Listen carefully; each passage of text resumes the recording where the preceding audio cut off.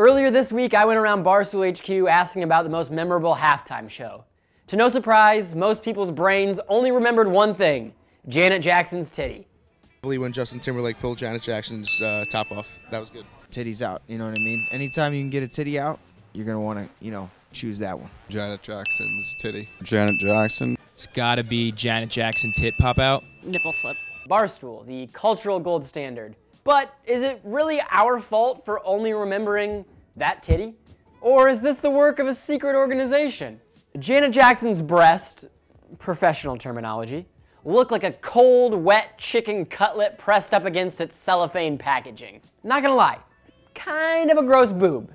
But what will forever be burned in my memory is that silver tribal sun pasty covering her nipple.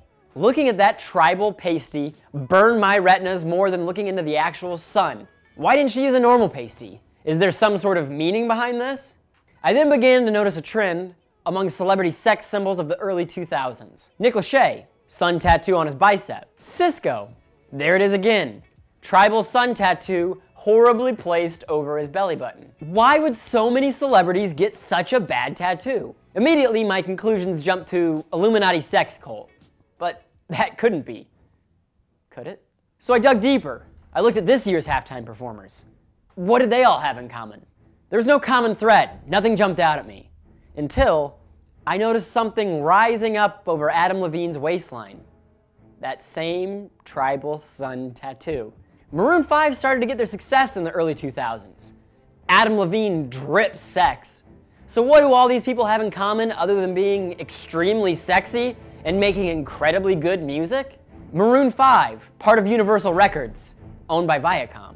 Nick Lachey gained his notoriety on the show Newlyweds, which aired on MTV, owned by Viacom? Sisqó appeared in The Nutty Professor 2, produced by Universal Studios, owned by Viacom. The Super Bowl this year is on CBS, owned by Viacom. CBS Sunday Morning, their logo, massive sun. Travis Scott, good music. Universal, Viacom. Whew. Big Boy, part of Outkast, wrote Speakerboxxx, great musician. Don't think he has anything to do with this. He seems like a pretty good guy. But is he a pawn for Viacom? But why would Viacom want to destroy the good, wholesome family values that the NFL has set in place? It couldn't have anything to do with the fact that CBS, which we established is owned by Viacom, has exclusive broadcasting rights to the new league, the Alliance of American Football. I'm shook. Viacom wanted us to remember that titty to destroy the NFL, and they're gonna do it again this Sunday during the Super Bowl. How? I don't know yet. But Maroon 5 teased SpongeBob, Nickelodeon, Universal Studios, Viacom. SpongeBob is gonna hang dong during the Super Bowl this Sunday to ruin the NFL!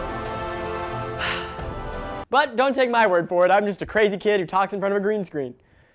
Could be true, might not be. Be sure to tune in next week when we cover barbed wire tattoos. Are the guys rocking these just douchebags? Or are they part of some secret, sinister society that like to dress up as train conductors and dock their penises together? Who knows? Tune in next week. I'm Vibs at Barstool Sports, and these are the things you missed.